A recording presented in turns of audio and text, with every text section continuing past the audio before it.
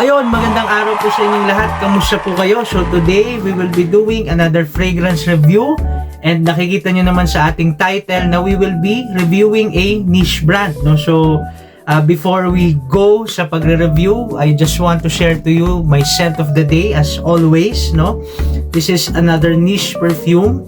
A fairly underrated na niche perfume. Hindi po ito madalas mabanggit lalo po sa local frag community. This is called Iron Duke, no, by Beaufort London. Kung may mga nakapanood sa inyo, I tried reviewing ang isa pang Beaufort London na frag. This is called Tonnerre, no. So anyway, this is my scent of the day, no. Bibigyan din natin to ng individual review, no. So this is leathery, no, more on the suede, smoky, tobacco direction. So anyway, really good frag. This is Iron Duke, again by Beaufort London. So ayan, ang i-review po natin sa ngayon, nakikita nyo naman sa ating title, this is called Kutay, no, by Unique Luxury, no, Kutay or Kutay, no. Ito pong Unique Luxury, this is a Turkish niche brand, no, and naging sikat siya sa local frag community. Yung recent na sumikat na frag ng Unique Luxury was Acte Nice, no? And I don't know, parang for quite some time, no, parang the past 2 or 3 months, no, dami po nating makikitang bumibili or nagbebenta or nagre-review ng Acte Nice by Unique Luxury. Personally, hindi ko pa na-try yung Acte Nice, no, pero yeah, nagkaroon siya ng following, no, sa local frag community. And para po sa mga siguro mas matagal pa sa frag community, no, there was a time na na-hype din yung Crush on Me, no. Meron po akong Crush on Me before, no. Yung po ay trinate ko na, no. And na-hype din halimbawa yung Beverly Hills exclusive, and yung para sa mga years na siguro sa frag community, no, na-hype din po yung Chocolate Makes Me Happy nila. So anyway, ito din, na-hype siya somehow, no, pero kasi because of the scent profile, no, siguro more on the negative side yung hype niya, no, para po sa mga ayaw sa scent profile. Well, we will try to give it justice for today's review. And ayun, Kutay, no, by Unique Luxury. This is a 2019 release from the house, no, and Kutay basically came from 2 Turkish words, no. So kut, no, yung Kutay, no, hati mo lang kut, this means happiness or you're blessed or I'm blessed, and I, no, ay, which means the moon. So basically this shows or showcases yung connection ng Turkish niche house na ito sa kanilang culture, sa mythology, etc. So Kutay, yun yung kanyang etymology. So ayun, presentation, gusto ko lang ipakita sa inyo. So this is the bottle, no, really luxurious looking bottle, yung gold, no, na clear bottle, tapos yung gold na details niya, no, the name of the house, Unique Luxury, tapos yung logo nila, this comes in extrait de parfum, tapos yung name of the perfume, concentration, and yeah, yung logo, no, this is a heavy, no, na cap, no, ng Unique Luxury. And most of their frags, no, ganito po yung design, no. So gusto ko lang ipakita din yung kanilang box, no. So this is the box, no, or the coffin, no. Ganyan po siya sa loob, no, foam po yan. So yeah, that's the basic details, red and gold na details, and the perfume notes makikita nyo dito din sa likuran. And ito po, meron siyang envelope, no, napaka well thought out nung details. So this is the envelope, no, and pakita ko lang sa inyo yung envelope, yung laman po ng envelope, may ganitong cards, no. So yung cards na ganito, of course, thank you letter, kumbaga, no, and of course Kutay, no, yung moon, yung pinapakita ko kanina, and yeah, the details, yung inspiration nila basically house, no? So thank you letter nila. And ito po yung ano, no, yung sa likuran nitong pangalawa pong card, no? It shows to you the notes and their available perfumes, no, as of the moment, no. I don't know kung may bago ng releases ang Unique Luxury, pero yeah, those are the perfumes.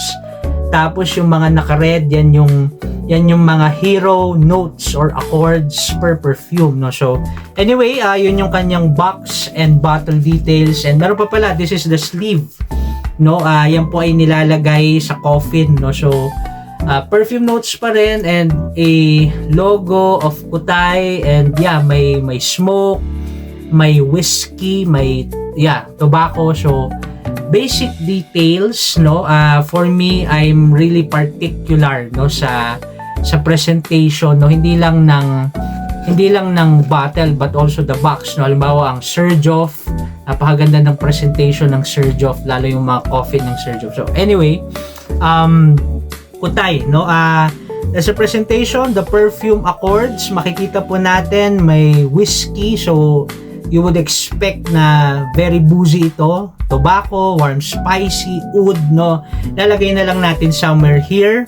And the perfume notes of Kutay, top notes are whiskey, Davana, bergamot, and lemon. Mid notes are agarwood or oud, caramel, and nagarmotha. Tapos yung base notes are tobacco, amber, vanilla, sandalwood, no. So yeah, those are the notes, no. Nandito rin, makikita natin dito. And how does it smell? Para sa akin, kamusta ba yung smell niya? How would I describe its smell, no? First and foremost, guys, this is really complex, no. This is really niche smelling, no. Hindi mo ito maaamoy sa ibang designers, no. This is really niche, no. How does it smell? For me, it opens with this blast of whiskey, yung mapait talaga na whiskey, no. Blast of whiskey. Alam nyo ba yung mga frags, guys, na dahil napaka realistic niya, parang minsan hindi mo siya pag-aakalaing perfume, no. Parang halimbawa doon po sa ibang mga perfumes, no, na gumagamit ng coffee, no. There's this particular perfume na a local brand, no, Casa Ancheta, no, meron silang perfume yung Amadeo Cavite. Yun po, amoy kape talaga, no. Yan po ay binigay ko sa pinsan ko. Sabi niya, sa una parang pag hindi mo nakita na or hindi pa nagde-develop yung ibang notes, no. Pag hindi mo nakikita yung bottle, no, you would not expect na perfume siya, no. Para kasi siyang kape, no, parang ganun talaga. So, para sa akin, this is one of those perfumes na parang you're bordering na iniisip mo na perfume ba yung naamoy ko or talagang whiskey siya or what. So yeah, opens with this blast of whiskey, mapait po, realistic na whiskey, and may konting green, no, at konting sweetness. Now that's the effect of the Davana note, no. And pagdating niya po sa mid later on, no, may caramel, no, pumapasok yung caramel and it enhances the sweetness, no.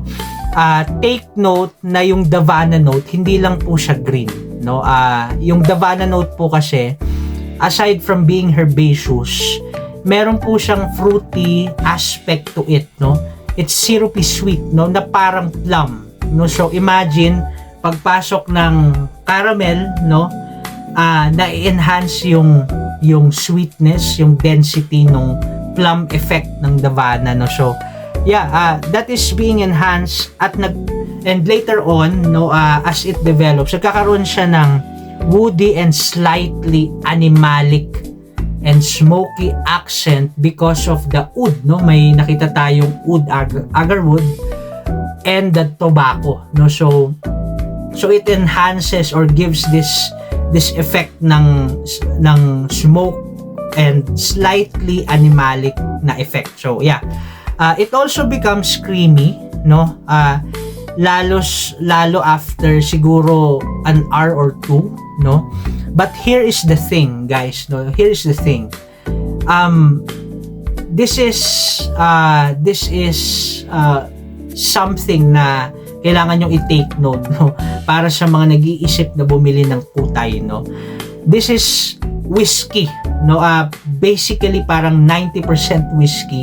Yung mga development na dinidescribe ko kanina, yan po ay nasa background lang, no. It enhances something, no. It enhances the sweetness, it enhances yung bitterness or yung pagiging green or yung pagiging herbaceous, nagiging creamy din siya, sabi ko. But basically this is whiskey and nasa background yung iba, no. So this is really whiskey boozy forward, no. And if I could think, no, of a perfume na malapit dito, wala na pong iba na naamoy ko aside from Baraonda ng Nasumato, no. So that's another niche perfume. So yung Baraonda ng Nasumato, there's this whiskey note, no, pero siguro mas balance siya sa ibang notes, no. Ito po kasi napaka-forward talaga ng whiskey note niya. So yeah, that's something na we should take note of, lalo if you see a deal of kutay and you're trying to contemplate na, uy, baka pwede ko siyang mabili. So anyway, yeah, this is really whiskey forward, no. Punch talaga siya ng whiskey, no. Realistic na whiskey. So versatility, that's the scent profile. Versatility, definitely not versatile, no. This is only for the colder weather, no, or cold na environment, no. Kahit nga sa Baguio, actually nakuha ko to before, no, sa malamig na talaga na Baguio, no, kasi may mainit pa rin na Baguio. Well, Baguio, kahit Baguio yan, may mainit pa rin na season. Nakuha ko siya sa talagang malamig na Baguio, no. Around November hanggang February yan kasi pinakamalamig na Baguio, no. So nakuha ko siya around those times, pero it's still, no, a challenge to wear, no. Isa to sa mga frags na kahit gustong-gusto ko yung scent profile, may mga challenging pa rin na scent profile sa akin. And yeah, Kutay is one of them, no. Performance, this is a beast frag. Ito talaga yung beast, no. Hindi to pseudo beast, hindi to fake na beast lang, kunwari beast lang, no. Hindi po, beast talaga siya, no. I won't overspray this frag, no. Hindi dahil baka ma-offend ko yung mga tao around me. Well, that's a high possibility, pero cloying to personally. 3 sprays, pambira, mahihilo ka dito. Hindi to ino-overspray, no. Try nyo i-overspray, no. Pero para sa akin, na I don't mind, no, kung gusto man nung iba yung suot kong perfume. For me, this is really cloying, no. Magiging cloying to, guys. So yeah, that's in other words, that's not an others concern, that's a me concern. So yeah, basically napaka tapang, napakalakas. Ito yung isa sa frags in my current collection na talagang isa sa pinakamalalakas. So yeah, final words, do not blind buy Kutay. Again, sinabi ko na kanina, you should get yourself a decant para po sa mga nakatry na ng Unique Luxury, no. Most of their frags are really strong, no. Halimbawa yung Crush on Me, napakalakas po ng Crush on Me, no. And yung Chocolate Makes Me Happy, napakalalakas po ng frags na yan. Yung Acdenis, hindi ko pa siya na-try personally, no, pero I suppose, no, na it is also a persistent kind of frag, no. So yeah, don't blind buy this unless you are into this kinds of perfumes, warm, spicy, oriental, lalo yung boozy forward na frags, no. Yung pagka-forward ng whiskey nito, hindi po siya tame, no. Yung iba kasi forward pero may reservation pa rin. Halimbawa, Sundance ng Stefan Humbert Lucas, no. Whiskey forward yun, pero may reservation pa rin somehow, no. Baraonda, again, no, kahit whiskey yung isa sa hero note niya, hindi siya in your face. Ito po talaga in your face, no. So yeah, final words, a really beast of a frag, no. Not for everyone, but for me personally, I love this one. Definitely a keeper, no? Siguro sa lahat ng na-try ko na Unique luxury, ito yung iki-keep ko, no? And yeah, mahirap siya i-let go, no? So yeah, yun lang guys, Unique luxuries Kutai, no? And yun, if you find the video helpful and interesting, no, please do consider liking, sharing, and subscribing. Maraming salamat po at ingat po kayo.